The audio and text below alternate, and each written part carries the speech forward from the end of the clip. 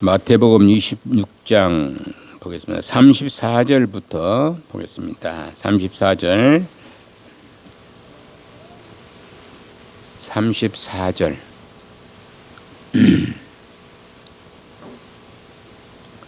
46절까지 보도록 하겠습니다. 예수께서 이르시되 내가 진실로 내게 이르노니 오늘 밤 닭 울기 전에 내가 3번 나를 부인하리라. 베드로가 이르되 내가 주와 함께 죽을지언정 주를 부인하지 않겠나이다 하고 모든 제자도 그와 같이 말하니라. 이에 예수께서 제자들과 함께 겟세마네라 하는 곳에 이르러 제자들에게 이르시되 내가 저기 가서 기도할 동안에 너희는 여기 앉아 있으라 하시고 베드로와 세베대의 두 아들을 데리고 가실새 고민하고 슬퍼하사 이에 말씀하시되 내 마음이 매우 고민하여 죽게 되었으니 너희는 여기 머물러 나와 함께 깨어 있으라 하시고 조금 나아가사 얼굴을 땅에 대시고 엎드려 기도하여 이르시되 내 아버지여 만일 할만하시거든 이 잔을 내게서 지나가게 하옵소서. 그러나 나의 온대로 마시옵고 아버지의 원대로 하옵소서 하시고 제자들에게 오사 그 자는 것을 보시고 베드로에게 말씀하시되 너희가 나와 함께 1시간도 이렇게 깨어 있을 수 없더냐. 시험에 들지 않게 깨어 기도하라. 마음에는 온이로되 육신이 약하도다 하시고 다시 두 번째 나아가 기도하여 이르시되 내 아버지여 만일 내가 마시지 않고는 이 잔이 내게서 지나갈 수 없거든 아버지의 온대로 되기를 원하나이다 하시고 다시 오사 보신즉 그들이 자니 이는 그들의 눈이 피곤함이라. 또 그들을 두시고 나아가 3번째 같은 말씀으로 기도하신 후 이에 제자들에게 오사 이르시되 이제는 자고 쉬라. 보라 때가 가까이 왔으니 인자가 죄인의 손에 팔리느니라. 일어나라 함께 가자. 보라 나를 파는 자가 가까이 왔느니라. 아멘.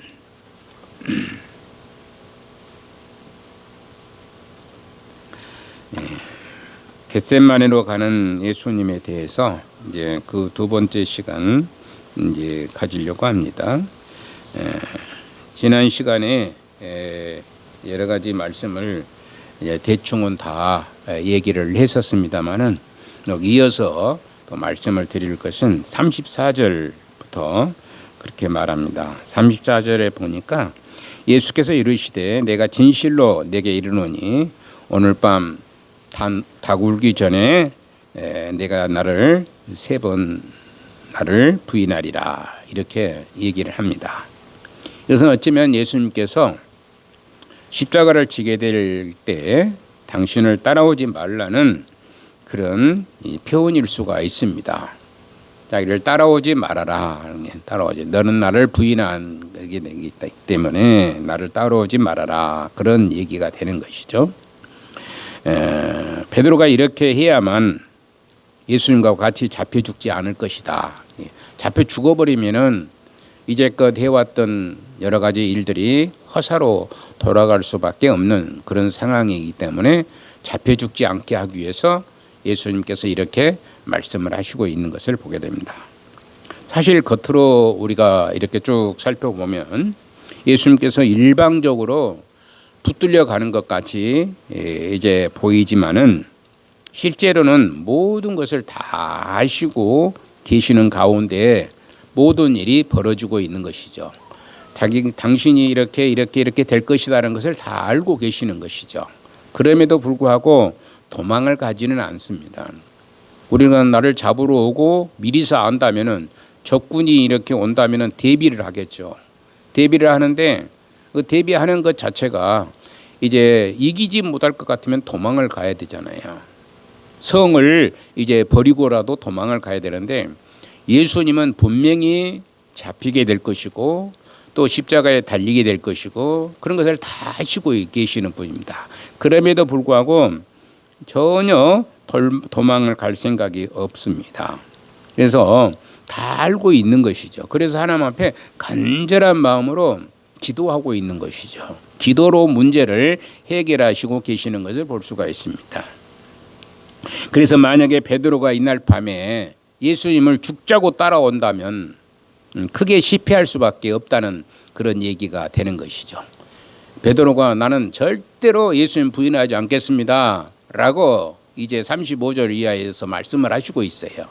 그러니까 그냥 죽자고 따라오겠다 그런 얘기입니다. 그런데 예수님은 너는 나를 따라와서는 안 된다라는 그런 뉘앙스가 담겨 있는 말씀을 하시고 있는 것이죠. 왜 그러냐면은 따라오면 다 죽게 되는 거거든요. 예수님의 제자들, 예수님께서 그동안 3년 반 동안 그들을 양육하고 키워왔던 일들이 죽어버리면은 사람이 죽으면 일을 할 수가 없잖아요. 여러분들 죽은 뒤에 일합니까? 나는 죽은 뒤에 일해야 되겠다. 없습니다. 살아있을 때에 일을 하는 것이죠. 그래서 생명이 붙어 있을 때에 일을 할 수가 있는 것입니다. 그래서 예수님께서 이 12제자들을 따라오지 못하도록 이렇게 얘기하고 있는 것을 볼 수가 있습니다. 마귀가 노린 것이 도대체 무엇일까 생각을 해봅니다. 마귀들이 노리는 것이 있어요. 그것은 이 세상에서 하나님의 아들이신 예수님을 진정으로 믿는 사람들을 다 없애버리는 것이 그게 원하는 일이에요. 예수님 믿는 사람들, 예수님을 따라다니는 사람들 다 없애는 일이 마귀가 하고자 하는 숙명이고 그가 해야 될 그런 자기 스스로의 직무에 해당하는 일이 되는 것입니다. 그런데 이것은 마귀 마음대로는 절대 될 수가 없는 일이죠. 마귀는 하나님의 그 백성들을 도저히 해할 수가 없어요. 생명을 앗아갈 수가 없어요. 우리가 욥기서를 보게 되면은 하나님이 허락하시는 거죠. 허락하시는데 무엇만 허락을 안 했느냐 그러면은 생명을 해하는 것만 허락하지 않았던 것을 볼 수가 있습니다. 그래서 마귀도 마찬가지, 오늘날도 마찬가지로 무슨 일을 여러 가지를 할 수 있을 수도 있어요. 그러나 생명까지 거두어 가버릴 수는 없다. 마귀가 누구를? 하나님을 믿는 백성들에게 그렇다는 얘기입니다. 하나님 믿는 사람들에게 이제 절대로 생명을 해할 수가 없습니다. 다만 우리에게 상처는 입힐 수가 있고 어려움을 당하게 하는 수도 있을 수가 있습니다. 우리가 이 세상에서 어려운 일을 당하는 것은 사실 분명한 일이죠. 여러분들이나 저가 어렵지 않는 사람이 있어야 아무도 없죠. 믿는 사람이든 안 믿는 사람이든 물론 호의호식한 사람도 있기는 있습니다. 그러나 나름대로 다 고민들이 다 있고 어려운 일이 있고 그러죠. 아무리 돈이 많은 사람들도 자기 나름대로의 고민이 있어요. 그 속에 뭐가 들어있느냐? 욕심이 가득 차 있기 때문에 몇 조를 가지고 있는데도 그걸 놓치기 싫어한 겁니다.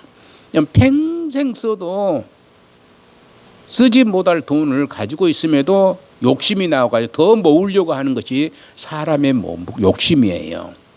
아마 여러분들도 이미 다 제가 우리 한글 공부를 하시는 분 중에 노인 한 분이 계셔요.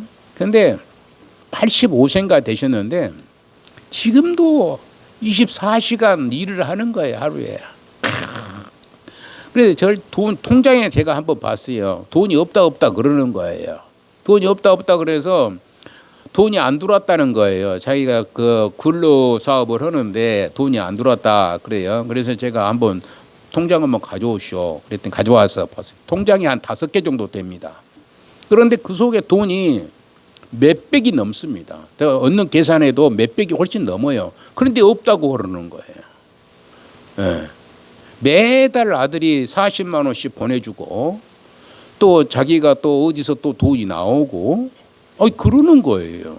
노령연금도 나오고 그러는 겁니다. 그런데도 날마다 일을 하는 겁니다. 아주 죽기 아니면 살기를 이러는 거예요. 평생 먹어도 어쩌냐 그러면은 쓰지 못하고 죽을 돈이 있는데도 불구하고 일을 하는 거예요. 이렇게 욕심이 그렇게 사람들이 많은 겁니다. 죽을 때까지 일을 하는 사람들이 많이 있죠. 내일 죽어도 오늘 일하는 사람들.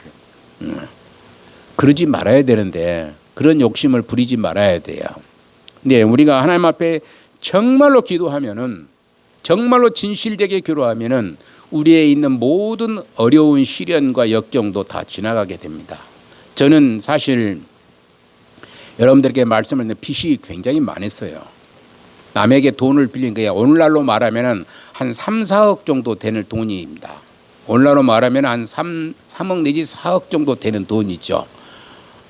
그런데 그걸 하나님께서 간단히 해결해 주시더라고요. 아주 간단하게 해결해 주십니다. 하나님 앞에 진실되게 하나님의 일을 하니까 하나님께서 어느 선을 통해서든지 그것을 해결해 주시는 것을 봤어요. 날 신기하더라고요. 그게 신기해요. 정말로 그 빚 때문에 고통스러웠고 힘들었었는데 간단하게 하나님께서 해결해 주셔서 없다는 거예요. 빚이 없어. 이제 하나도 없는 겁니다. 지금 내가 빚이 하나도 없는 거예요. 그래서 이제 돈은 그래도 조금씩 그래도 집을 지으려고 집을 이제 수리한다고 돈이 들어오면은 어서 들어오면 또 이제 그거 가지고 하고 그러는 거예요. 우리가 자기가 없다고 하면은 없는 것이에요. 근데 하나님 앞에 진실되게 하면은 하나님이 알아서 처리를 해 주시는 거예요. 하나님은 만왕의 왕이시고 만주에 주시고 부족함이 없으신 하나님이시거든요. 그분에게 맡기면 되는데 그분이 안 맡기고 누가 하려고 그러냐? 누가 하려고 그런다고요? 내가 하려고 하니까 문제가 심각해지고 어렵고 고통스럽고 공고하고 그러는 것입니다. 몇 조를 가지고 있어도 욕심이 생기는 거예요, 사람이. 왜 그러냐면 채워야 되는 그 마음을 가지고 있다 보니까. 그런데 하나님은 이런 것들을 다 기억하시고 정말로 신실하고 복되고 아름다운 하나님의 일꾼으로 사용만 되면은 하나님께서 해결해 주신다라는 것을 저는 몇 번이나 체험을 했어요. 몇 번이나 체험을 했었고 아마 여러분들도 그런 체험을 하시는 분들도 아마 어쩌면 있을 수도 있을 것입니다. 죽다 살아나는 그런 일들도 있었고 제가 총각 때 정말로 죽었어요. 어떻게 보면 죽었어요. 죽었는데 하나님께서 죽이지 않으시더라고. 살리시는 거예요. 이런 얘기는 우리 집사람한테도 해본 적이 없었는데 오늘 갑자기 생각이 나서 말씀을 드리는데 하나님은 그렇게 하시는 거예요.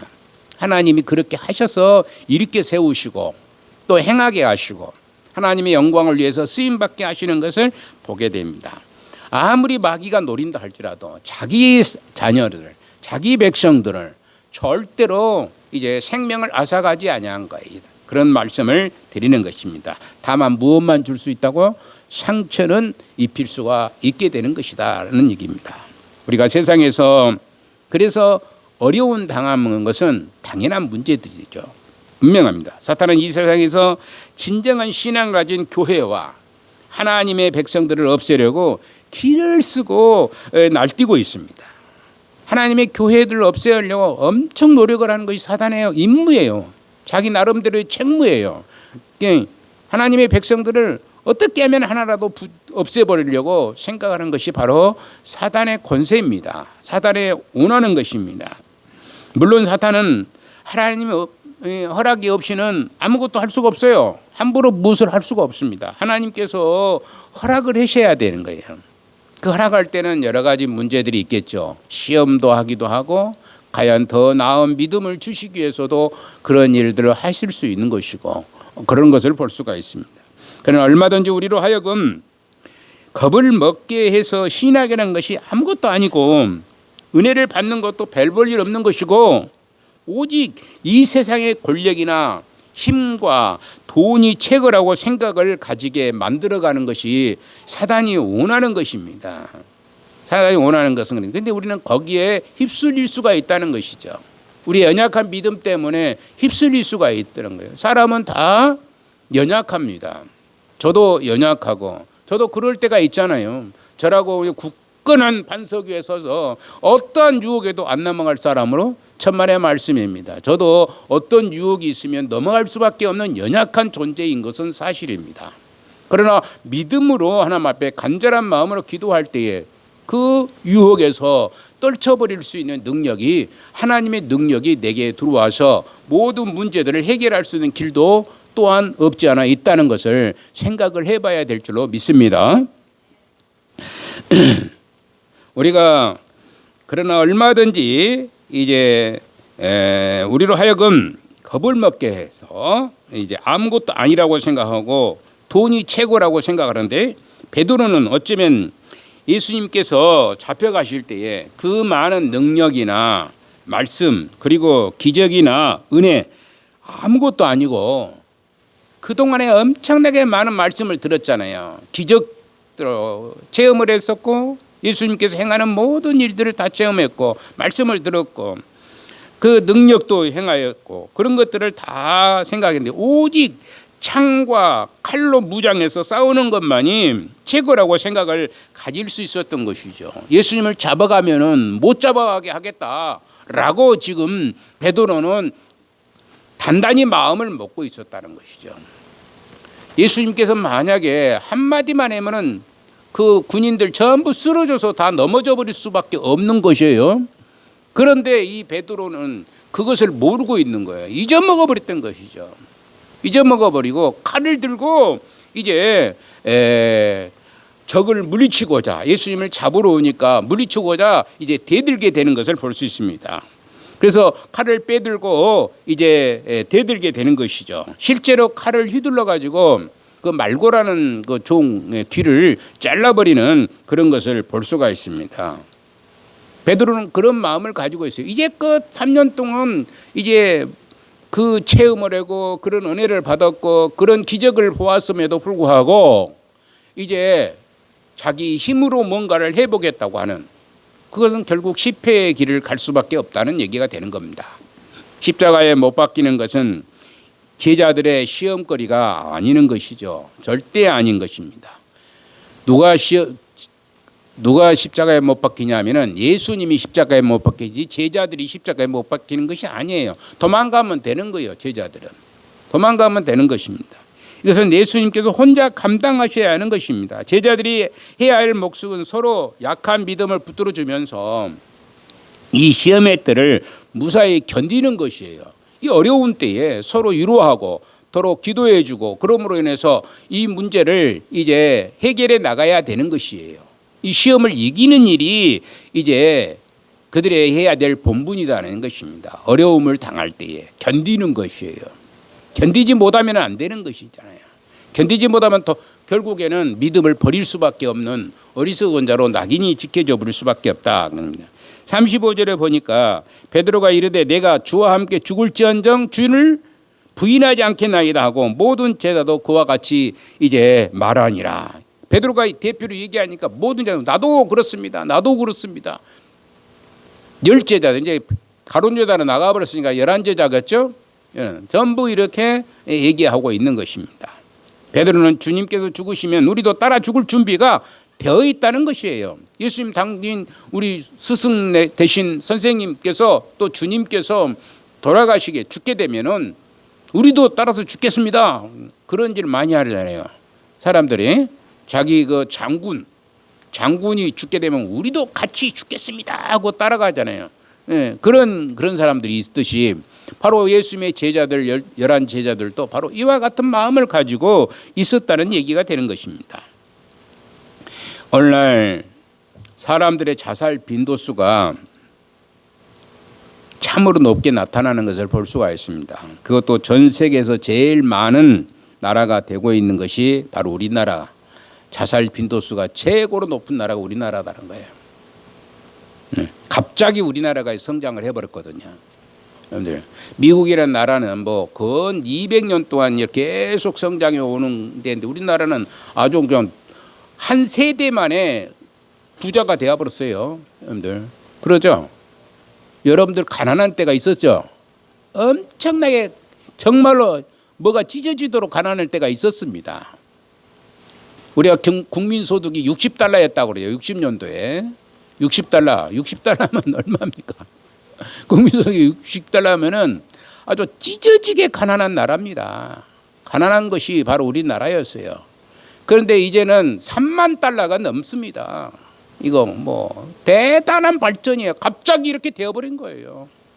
불과 한 30년 이쪽 적절에서 이렇게 되어버린 것이니까, 갑자기 되어버리니까 이게 뭔가 제대로 이루어지질 않는 것이죠. 그래서 사람들이 자기 마음에 안 들면 죽어버리는 거예요. 죽어버린 사람들이 많다는 것입니다. 자살을 해버립니다. 사람들은 죽으면 모든 문제가 다 해결되는 줄로 착각을 합니다. 죽으면 다 해결된다고 생각해요. 그래서 많은 사람 죽잖아요. 그 높은 위치에 있는 사람들 여러분들 대장동 사건 얘기 많이 들어서 아시겠지만은 대장동 사건에서도 많이 죽었어요. 몇 명이나 죽어버린 거예요. 그럼 자기가 죽으면 끝난 것으로 생각한 거예요. 근데 절대 그 죽으면은 해결이 되지 않아요. 죽어서 무슨 해결이 되었습니까? 지금도 계속해서 진행되어 나가고 있는 것이잖아요. 죽은다고 해서 해결될 일이 하나도 없어요. 그런데 죽음은 끝난다라고 생각을 하고 있는 것이죠. 예. 그래서 그러나 죽는다고 모든 것이 다 해결된 것은 아니라 이런 말씀을 여러분들에게 드리는 것이죠. 그래서 순교를 당하기 어려우면 순교 당하기가 쉽지 않잖아요. 우리가 사람 죽는다는 것이 어려운 일이거든요. 그럴 때는 어쩌라고요? 도망을 가버리라는 거예요. 어떻게 도망갈 수 있으면 도망을 가고 그럼 잡히면 어쩔 수 없지만 도망가다 잡히면 어쩔 수 없지만 도망을 가야 되는 것이 최우선적인 거예요. 믿는다고 해서 사람을 잡아서 죽이는 그 장면 속에서 이제 도망을 가야죠. 그런데 어쩔 수 없으면 이제 잡아서 죽을 수밖에 없게 순교를 하지만은 도망갈 수만 있으면 도망을 가야 되는 것이 당연한 이치가 되는 것입니다. 어떻게 해서든지 살아 있어야 주님의 일을 할 수 있고 또 비겁할지는 모르지만 살아 있어야 하나님의 일을 하나님의 뜻을 이루어 드리는 것이 오히려 더 좋은 쪽이기도 하는 것이에요. 죽으면 하나님 일을 할 수가 있어요, 없어요? 없습니다. 하나님 일을 할 수가 없어요. 그러니까 살아 있어야만 하나님 일을 하거든요. 영웅적인 죽음을 생각할 수 있을지는 몰라도 그것이 오히려 하나님의 일을 조금밖에 할 수 없는 일일 수가 더 많습니다. 그러므로 우리는 되도록이면은 우리가 오래오래 살아서 자리를 보존하고 또 교회를 지키고 하나님의 뜻을 더욱 많이 선포할 수 있어야 될 줄로 믿습니다. 여러분들이 하나님 말씀을 선포해야 되는 것이죠. 여러분들이 해야 될 일이 뭐냐면은 하나님 말씀을 세상에 선포하는 거예요. 예수님께서 나중에 말씀을 드리겠지만은 예수님께서는 부활하신 후에는 안 믿는 사람을 한 번도 만난 적이 없어요. 안 믿는 사람들을. 근데 그 일을 누가 했느냐? 예수님의 제자들이 이제 그 일을 한 거예요. 예수님이 부활하신 후에는 악인들하고 얘기하지 않았어요. 악인이 부활하기 전에는 예수님은 안 믿는 그 바리새인들도 만나고 여러 사람들도 유대인들 지도자들도 만나고 막 그랬었지만은 부활하신 후에는 안 믿는 사람 악인들은 전혀 만나본 적이 없어요. 누구에게만 나타났느냐? 당신의 제자들과 당신의 믿음의 백성들, 자기 백성들에게만 나타났던 것이죠. 믿음이 있는 사람들에게만 나타나게 된 거예요. 예수님을 하나님의 아들 또 부활을 믿는 그런 사람들에게 나타나게 된 것입니다. 그러므로 우리가 여하튼 간에 어찌됐든 간에 살아있어야 되는 것이고 믿음을 가져야 되는 것이고 그래서 우리가 평안하니 이제 마지막을 맞이할 수 있는 자가 돼야 되는 것이죠. 그리고 예수님은 드디어 하나님의 뜻을 따르기로 작정을 합니다. 이제 기도를 막 했어요. 3번 기도를 한 거예요. 3번. 처음에 보니까 근 1시간씩 해서 3번 저녁 내 기도를 했던 것 같아요. 다 와서 보니까 베드로가 그들이 피곤해가지고 죽을 지경이기도 또 보니까 잠자부리고 그래도 이제 가서 기도하고 이제는 편히 쉬어라. 나를 잡으러 올 자가 지금 왔다. 이렇게 얘기하잖아요.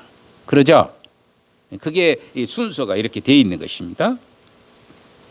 그래서 나의 온대로 마옵시고 아버지의 온대로 하옵소서라고 하시는 것이 바로 기도한 뒤에야 이루어지게 된 것이죠. 기도하기 전에는 너무나 마음이 아프고 두렵기도 하고 그 예수님도 누구요? 사람이잖아요. 여러분들 그냥 죽으면 별로 두렵지 않을 수도 있어요.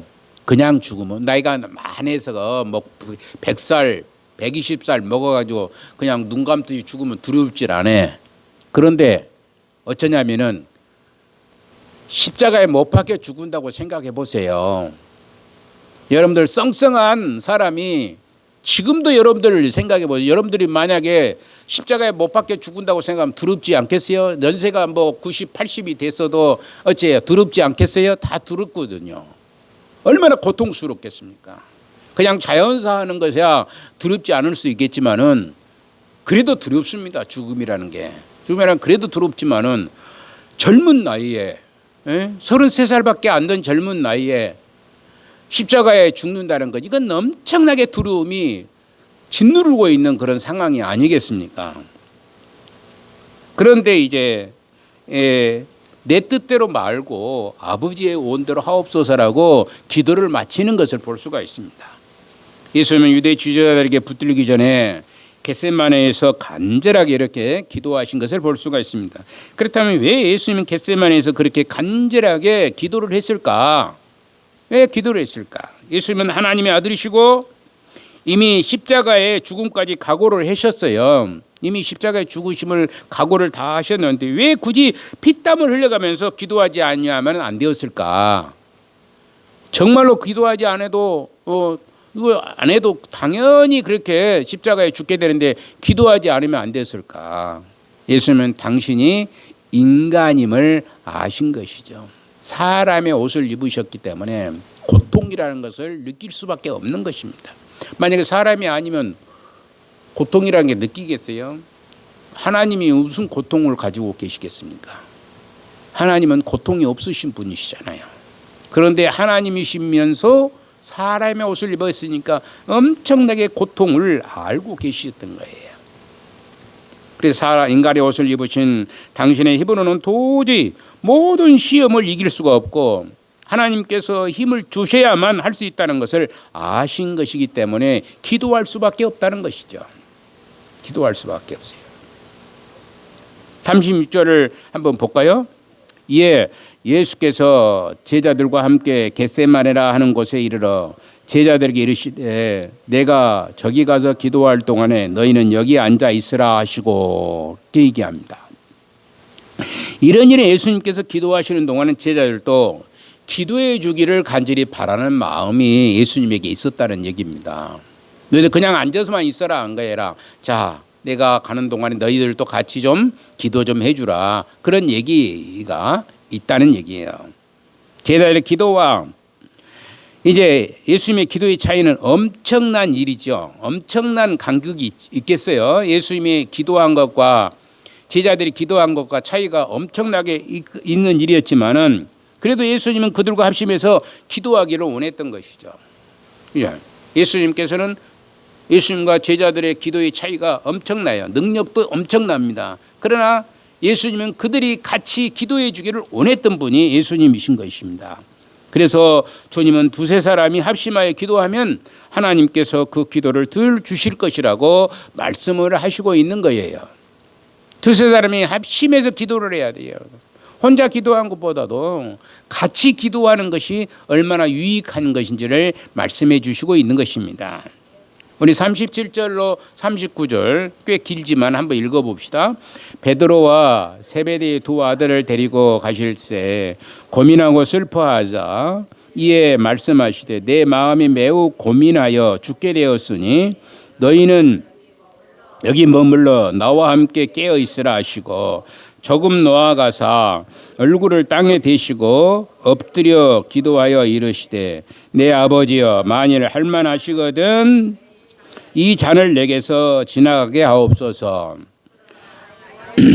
나의 온대로 마시옵고 아버지의 온대로 하옵소서 하시고 이렇게 말씀합니다.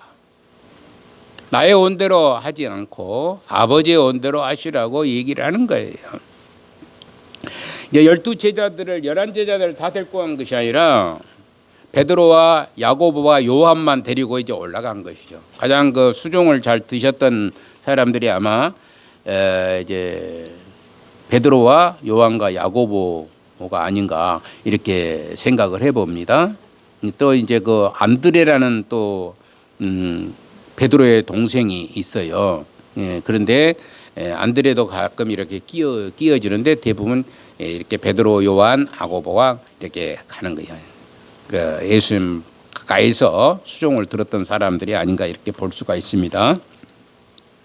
오늘 이 본문에서 밝히고 있는 것은 예수님의 자신의 감정과 생각을 아낌없이 하나님 아버지 앞에 다 내어놓고 있습니다. 자기의 감정, 자기의 생각을 다 내어놓고 있는 거야. 이런 어려운 시국에 내가 어떻게 해야 될 것인가, 어떻게 했으면 좋겠습니까? 라고 이렇게 다 내어놓은 거예요. 얼마나 그래요. 하나님이시면서 이렇게 한다는 것이 쉬운 일이 아니잖아요.